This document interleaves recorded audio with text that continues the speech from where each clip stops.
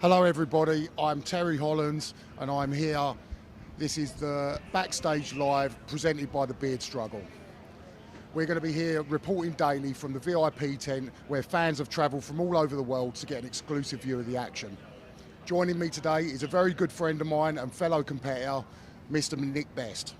Hey, Tel, what's going on? How's it going, Nick? You good? I am fantastic. I'm here watching this. What more could you want to do? Perfect, mate. So what's it like being back here and not competing? It's a little rough. A little rough.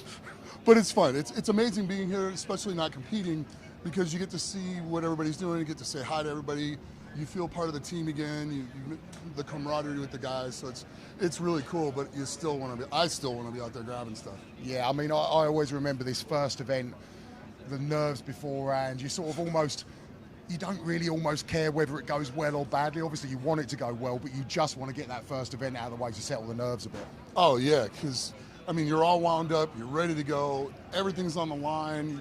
All you want to do is go out there and perform well, and you're nervous because you know the TV camera's on, and about 400 million people are going to see it. So whether you do well or bad, you know, no matter what, people are going to see it, but you got to put that away, and then you just got to go do your thing. Exactly that, mate. And so coming into the competition, who do you feel like, you know, really stood out for you? Who are you expecting to do well? You know, are there any dark horses that you expect to really perform well that people are perhaps not expecting to? I expect Ryan Shaw, Martin Zalisic, and Tom Stoltman, and probably even Luke Stoltman to do very well at this show. I expect that. But dark horse, I would say Kevin Ferris. Okay, I mean, yeah, your top five was actually exactly the same as mine. Wasn't sure on the order, but I agree with you. Someone like Kevin could really be a dark horse. It's very underrated. I mean, I think he's a lot better than perhaps people give him credit for. Way better than people give him credit for. And he's got heart, he's got the desire, and he doesn't have an off switch. And those are things you have to have when you're doing this. You have to be able to go and push your body further and go through more pain than the next guy. And if you're not willing to do that, that's his. He can do that, and that's an amazing ability to have at World's Strongest Man. Any of the new guys coming in, do you feel like can really sort of go on and do well? We saw the first event. Obviously, the results are going to come up in a bit, but Mitchell Hooper doing amazingly well. I think Mitchell's going to surprise a lot of people. I would not be surprised if he doesn't make the finals. Yeah, I mean, he's got a good shot at it. Yeah, I mean, I didn't know a lot about him until obviously coming into the competition. I started to sort of do a little bit of research, and I mean, my God, he's got some amazing lifts. Oh. Absolutely. And then, I mean, as he gets more experience, like you and I, when we're doing medleys, we do things to make the event easier on ourselves, like wear a hard belt so it catches on the belt and stuff like that. We can use our hips to throw it up onto the thing. He just went out there pretty much with nothing on and dominated that event. Yeah. So it was like pretty amazing to watch. Oh, I mean, he was incredible. I actually was having a bit of a chat with him at breakfast a couple of days ago, and you know when you can just sense this sort of something different about someone. I always remember the first time I met Eddie when he was a young up and coming strongman, and I was like, he's got something, you can just tell, you can just sort of sense it almost. And I almost felt the same when I was chatting to Mitchell. He's just got this little different aura about him that perhaps, you know, that's the thing that sets the really great guys aside from the really good guys. And yeah, I sort of got that feeling from him. I just feel like he's got a massive future ahead. Yeah, from everything I can see, I'll agree with that. I mean, the kid's really, he's going to be something special. I mean, you meet those guys and they just have that it. Yeah. And the first time I met Martins when he was 19, and I'm in Ode's garage, and we're in there training and we're doing a tug-of-war, getting ready for the Fit Expo back in the day, and he just wouldn't stop. Yeah. And he was like really difficult to pull the thing against. You're looking at the kid going, wow, you're going to be frightening in 10 years. Yeah. 15 years later, he's World's Strongest Man. So, yeah, I get it. Yeah. So how do you feel about the atmosphere up in the VIP area? It's the first time we've done it at World's Strongest Man. It's been amazing. This has been amazing. If you can do this, absolutely get here and do this. It's really neat. It's amazing to be here under the tent in the shade, and then you have an awesome view of all the events. And then all the athletes are coming up here too. Yeah. So when they win their heat, they come up, they say hi to you, and then they come up here and sign autographs, say hi, and then get back down because there's a decent amount of time between the next event. So it's an added bonus to this VIP area that people just don't get. Yeah, I mean, I've always been a fan of strongman, and obviously I've been fortunate enough that I got to compete at World's Strongest Man. you know, now I'm back to being a fan again. I mean, I know for a fact that, you know, I'd have loved to have been involved in something that is meeting the athletes as they come up. They've just won an event, so you really get that sort of, that, you know, that energy from them. Of course, they're buzzing, obviously, because they've just won the event. I mean, I think personally it's a great step forwards for World's Strongest Man. No, absolutely. And moving forwards, what this is going to build into is going to be quite amazing, and it's just going to be that, it'll just add that much more to the mystique of what this event is. Definitely, mate. So earlier on we caught up with Colin Bryce. We went through the loading race and explained that, so here you go. Let's have a look what Colin had to say. Right, Mr. Hollands, there's only one way we start World's Strongest Man, is loading. Yep. And we start with the cannonball, which is of course a genuine cannonball, as you can see. It's your usual 220 pound, 100 kilo number, you know what I mean? We're going to load it. We've got 5 implements, Terry. Yep. We have 2 of your finest Rogue sandbags, which are always horrible, dead implements to lift. And what's the weight of those? I think it's written on here, actually, down here somewhere. I think they're coming in at about 300 pounds, just shy of 300. And then, well, it's kind of self-explanatory what this one is, 275. Yeah, I've used these a few times myself. They're really awkward to use, obviously. Yeah, and then there's the old keg. And there's just one keg? Just one keg, mate, yeah. Okay. That's got to be upright. You've got this platform here that you've got to stick it all onto. There are 2 sacks, so in the end it's going to be the cannonball first. Then we go to an anvil, followed by the sandbag, followed by the keg, followed by the sandbag. So no rhyme or reason why we've done that, but that's what we're going to do. So, what sort of distance away from the platform? 8 meters. 8 meters. You think that's doable? Yeah, I mean, it's going to be tough. I think normally 4 objects is pretty normal, isn't it? 3 or 4. Yeah. 5's going to be a lot tougher. It's good. I mean, I think the weights are about right. Obviously, the distance is about right. So, yeah, I'm looking forward to it. I think there's going to be some great races. My theory is, right, we've gone to 5 implements because normally we do 12 or 15 meters. Yeah. And actually, that normally times quite well. But if somebody gets tired, they're not going to fight for that last one. Yeah. It's too far away. So by bringing it closer, doing more, my hope is we're going to have guys battling on the 5th one. Yeah. It's worth going back. It's close enough that you come back and then you'll keep going. 75 seconds. I think we'll have a winner probably around the 45 second mark, but not much quicker than that. No, I think with the 5 objects as well is you might get a lot more back and forward. So it's not just sort of one guy takes the lead and then pretty much leads till the end. Yeah. You might get a little bit more back and forward, so it probably would make for a more exciting race as well. And does this little spot right here bring back bad memories? Yeah, this is bad memories. This is where I tore That's where his bicep came off last year, and at exactly this time. Familiarisation, wasn't it, mate? Yeah, testing the loading, funnily enough, those awkward barrels, and tore my bicep straight off. So. How is it? Yeah, it's not the best. So, but yeah, it's I mean, I was watching. It's not the worst, though, is it? No, it is what it is. It is what it is. If that's a totally shredded bicep, I'd take it. Yeah. Anyway, so that is event 1, mate. So, Nick, with the loading race, obviously the different implements, how would you have attacked that? Would you, like in training, would you have been training with all those different objects, or would you have sort of just trained with any old object just to sort of, just get the movement rather than the sort of actual real technical thing of lifting those objects? If I know what the events are, I'm doing those events. So if I have to lift a 220 to 240 pound Atlas stone and go run with it, first, I'm going to do that. I'm going to do all the events exactly the way they are. I'm going to technically grab them and go. I'm going to make sure I have the right equipment on to make carrying those as easy as possible within the rules. And I'm going to train it exactly what we saw. And would you have paced yourself on that, or would you have just gone all out right from the word go? We're World's Strongest Man, so I would have went all out from the word go because I trained this event the exact same way it is. So I'm going to do what I do in training out here. I'm going to go all out in training to do that event. Yeah, that's perfect, mate. So thank you so much for joining me. Obviously, thank you for your insights. It's been amazing, and it's great to see you again, obviously. It's always good to catch up. Yeah. So we're going to we're going to see the full screen of Group 1 and the results. Cool, thanks, Terry. Thanks, Nick. So, yeah, obviously Group 1 is Tom Stoltman winning the group.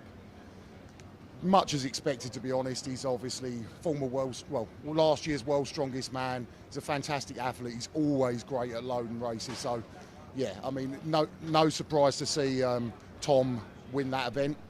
So let's check out my interview with Tom Stoltman from earlier. So I'm here with the winner of Group 1 on the loading race, Tom Stoltman. Fantastic time there, Tom. You really put a marker down, show everyone you're here to retain your title.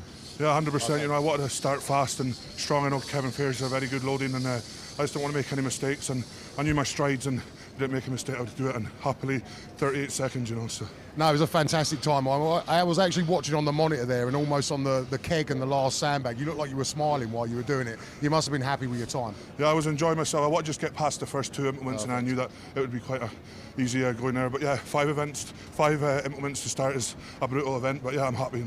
I'm here, so it's good. Mate, it was a fantastic performance. You did really well, and obviously, yeah, you've shown everyone here you're here to retain your title, and good luck for the rest of the competition, mate. Thank you very much, Teddy. Thank you. Cheers. Cheers.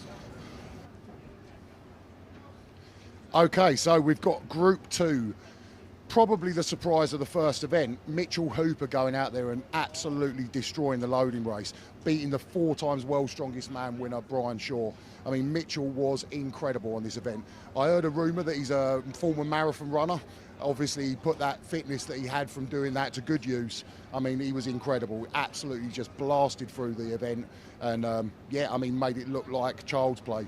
So impressed with him. Obviously, on debut, what a fantastic way to sort of stamp your mark on the competition. I mean, I couldn't be more impressed with him. Let's head over to the interview with Mitchell. So I'm here with the Group 2 winner of the loading race, Mitchell Hooper. Fantastic performance there, even eclipsing Tom's time, but what a way to make a statement in your first World's Strongest Man. Yeah, just good to get the nerves out, good to get a solid start, and looking forward to the next 5 events. Yeah, I mean, obviously the next event's a really strong one for you. You're possibly the strongest deadlifter here, so after day 1, you're going to be in a fantastic position. Yeah, and there's a bit more pressure going in that way. You know, I'm good at loading, I'm good at the deadlift, so I knew today that if I want to make it through my group, I'd probably have to win or come second in all of those. So to execute with the nerves there on some implements that I haven't touched before is, yeah, it's pretty important, pretty special. Did you expect coming into this to be winning that event? Obviously, with the group you've got, there's a lot of good guys in there. Did you expect to win that event? I think if you look around here and you start evaluating yourself against the other guys, and I'm 6'3", 315 pounds, and if I start looking over at 6'8", 440-pound Brian Shaw, it's easy to get intimidated and get into your head about what other people can do. But I know what I'm capable of. I knew that I could move fast, and that's all that's important to me. And I think the nature of strongman is if you perform well and you perform as you expect and someone else beats you, it's fair play to them. Yeah, I suppose you've done the right thing in coming in and just focusing on what you can do. Yeah, that's right, because I'm shocked to be in the room with some of these guys, never mind competing against them, yourself included. Yeah. No, mate, well, what a fantastic performance. What a way to start your World's Strongest Man career, and good luck for the rest of the competition. Thanks, sir. Appreciate it. Mate. Well done. Thanks. And we've got Group 3. No real surprise there. Alexi Novikov going out there and making the event, you know, really his own. He's an incredible athlete, he's Alexi. He's not just strong and mentally tough. He's such a good athlete. He's so fast, so fit, so athletic. I mean, he was absolutely incredible and was literally just sprinting with all the objects. It was amazing to see. Not really a surprise there either, with my good friend and former training partner Adam Bishop coming second. Probably a great start for Mika. Getting a 3rd place on his first event, I'm sure he'll be really pleased with that. He's a massive guy as well, so to show that sort of level of fitness and conditioning and speed is fantastic from such a big man. But I mean, Alexi really stole the show there. So let's head over to my interview with Alexi. So I'm here with the winner of Group 3, Alexi Novikov, the 2020 World's Strongest Man. Unbelievable performance there. Looking to come back and retain your title, obviously, and really putting your mark on the competition. How do you feel? Now I'm really tired, but I'm really happy about winning this event. It's very important for me. Good start, and next event I still winner and head of my group. It's very important for me. Mate, it's a fantastic performance, and you were quicker than Tom there and quicker than Mitchell.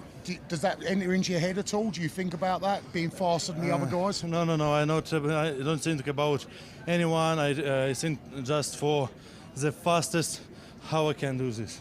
So how do you feel like you can go on and win World's Strongest Man this year? Is that the plan, obviously? Yes, it's my plan, and I hope wins this.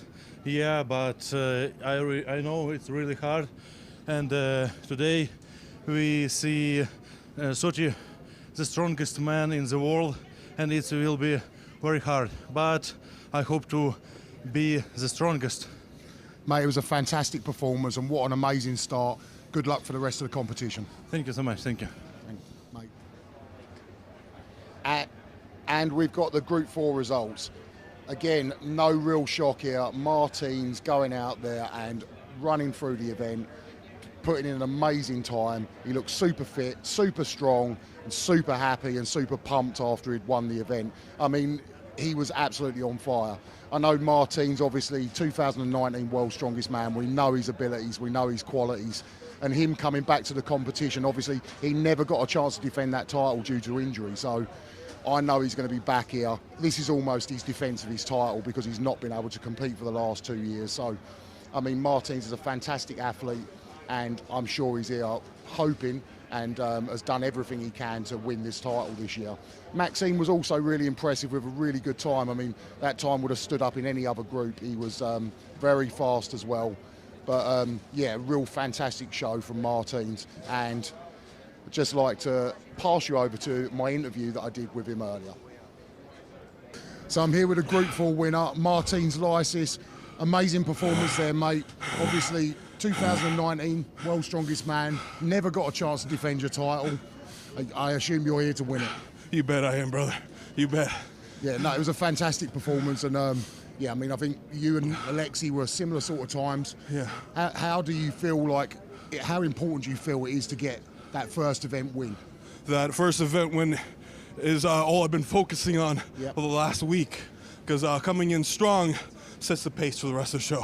Yeah, I agree. I always found that getting off to that good start just fills you with a bit more confidence, and then you can relax and obviously keep the momentum going through the competition. I could watch the show from above and then give effort where I need it. Yeah, I mean, obviously that was an amazing performance, and obviously I'm pleased to see you back competing, because so obviously great to be back. I've taken over your job and I get to watch and you compete. Look so much better than I ever did. Ah, thanks. Wow.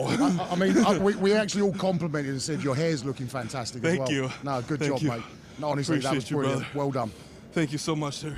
Cheers, so mate. good to see you, brother. Good, mate. Well done. Great performance. Martins! So we've got the Group 5 loading race. No real shock there from Luke Stoltman winning the event. Kelvin de Ruyter on debut at World's Strongest Man, putting in a fantastic performance. Really fast time. Bit of a disappointment seeing Evan. Looks like he's struggling with an injury, but obviously we'll see if he can come back and hopefully make amends for his poor performance on the first event. But, you know, obviously looking like it's an injury there. But Luke was fantastic, was really fast. I know he'll be happy as well. He was faster than his younger brother, Tom. But, I mean, really impressive performance from Luke. He's had a bit of a stressful week, so, you know, seeing him going out there and dominating the event was fantastic. And I'll pass you over to my interview with Luke. Okay, so I'm here with the Group 5 winner in the loading race, Mr. Luke Stoltman. Fantastic effort there. Obviously, you saw your brother go out and win his group in that first event. You've gone out and done the same with a faster time, I might add. What a fantastic performance. Thank you, Terry. Yeah, it was a tough group, you know. Big Kelvin, he's about 20 foot tall. He covers the ground very quickly. Evan, you know, I think Evan had a little bit of issues there. I don't know what happened, maybe a bit of heat stroke, I don't know. But I've said all along coming into this, all I have to do is focus on myself. And that's it. I don't have to worry about Tom, Evan, Martins. They do them. All I've got to do is be the best version of myself, and I can win this thing. Oh, for sure. I definitely agree with you. I think, obviously, you saw your little brother win last year.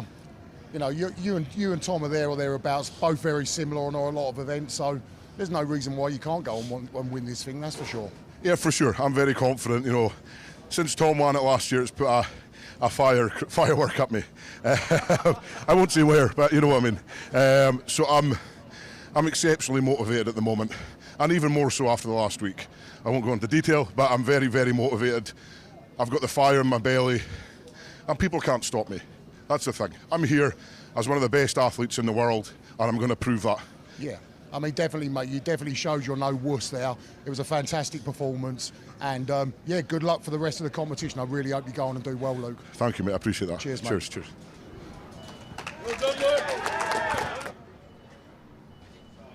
So I know all the guys will be really excited to have got that first event out of the way. And obviously, although they're in groups, they will be looking at the times of the overall, you know, where they placed against the other guys in other groups, you know, just so you can gauge what sort of shape they're in. And Alexi comes out on top. He was the fastest time of the day and put in an amazing performance. And obviously, you see the guys that have come in top shape and have got their fitness bang on. All of them would perform well on that event. So it was fantastic to see. I'd just like to sort of take this opportunity to pass you over to a quick commercial from our amazing support, the Beard Struggle. Thanks, buddy. Have a nice day, man. The Father's Day gift set. Now this is the perfect Father's Day gift. Happy Father's Day, everybody. Order online now from thebeardstruggle.com. Okay, so if you scan the QR code that was on the screen, you can get 20% off with the Beard Struggle at the moment. So definitely, if you're looking to get some of their products, use the QR code and get the discount.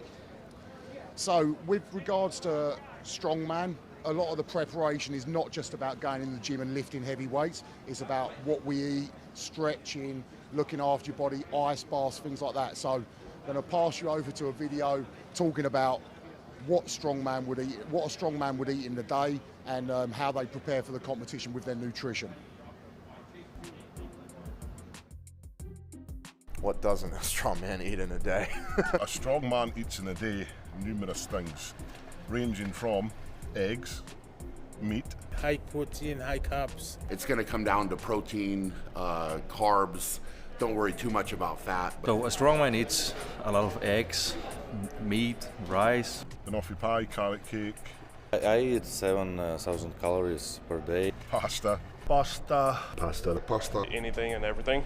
Rhubarb crumble, custard, ice cream. A lot of liquid foods. A supersized diet. Chocolate, jelly sweets. A strong man typically eats quite a lot. Copious amounts of apple juice. Chicken, beef. I eat what I want. Strongman eat in a day whatever is on the table and whatever is in the fridge. A healthy, varied diet is what it takes to be a world-class strongman. I know when I was getting ready for World's Strongest Man, I'd always try and stick to the same foods that I'd normally eat. Obviously, you know, if you know you can digest something well, you know you can tolerate it well, and you know that it sort of benefits your body in the right ways, I'd always try and stick to those sort of foods when I'm leading up to a big competition. Obviously, leading up to World's Strongest Man, the amounts of that would increase. I mean, perhaps I was sort of as much as sort of 10,000 calories a day when I was getting ready for World's Strongest Man, whereas throughout the rest of the year, I'd sort of be ticking around sort of 7,500, that sort of thing. So I'd have about a 2,500 calorie a day increase leading up to World's Strongest Man.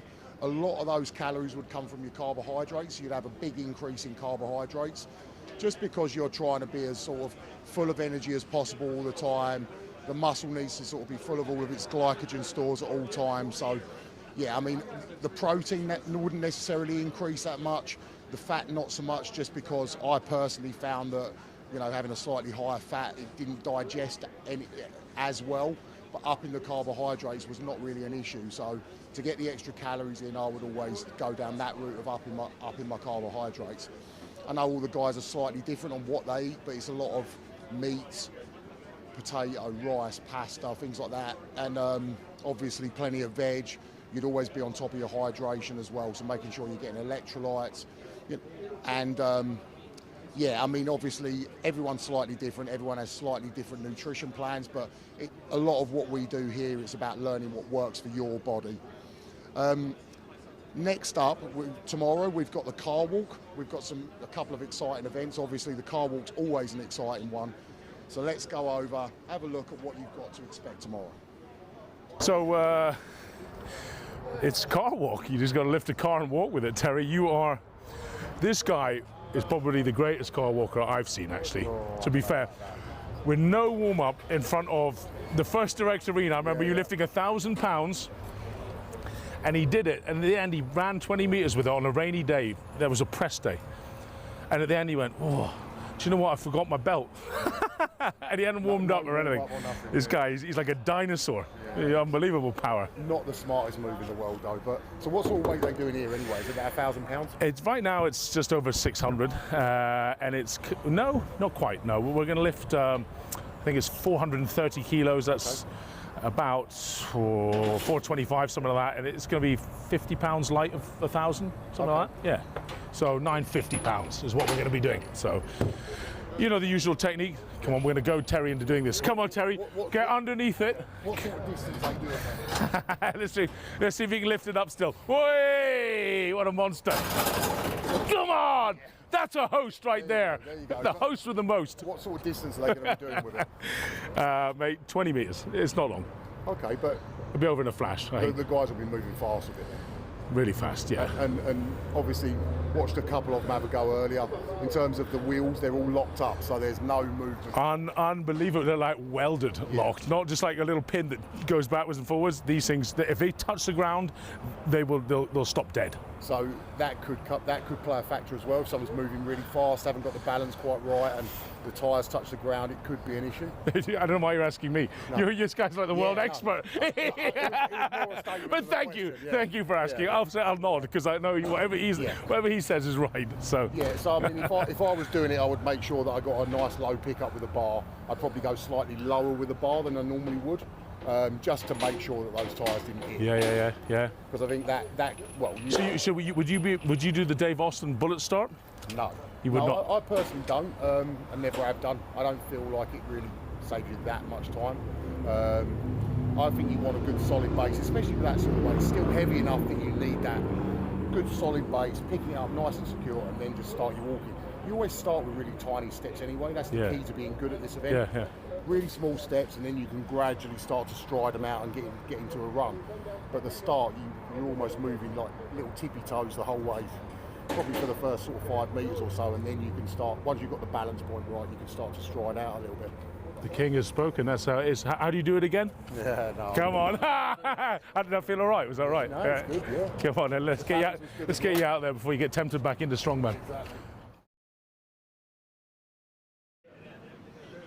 Okay, so unfortunately a little bit of bad news. Evan has had to withdraw from the competition due to injury. He picked up on that loading race. Obviously, you know, we could see he wasn't his normal self. He still battled right till the end. But yeah, he's picked up an injury and unfortunately has had to withdraw from the competition. But obviously we wish Evan well and hope he recovers fast. So tomorrow we'll be back at same time tomorrow, 12 p.m. Pacific time. This is the Backstage Live, presented by the Beard Struggle, and thank you for tuning in.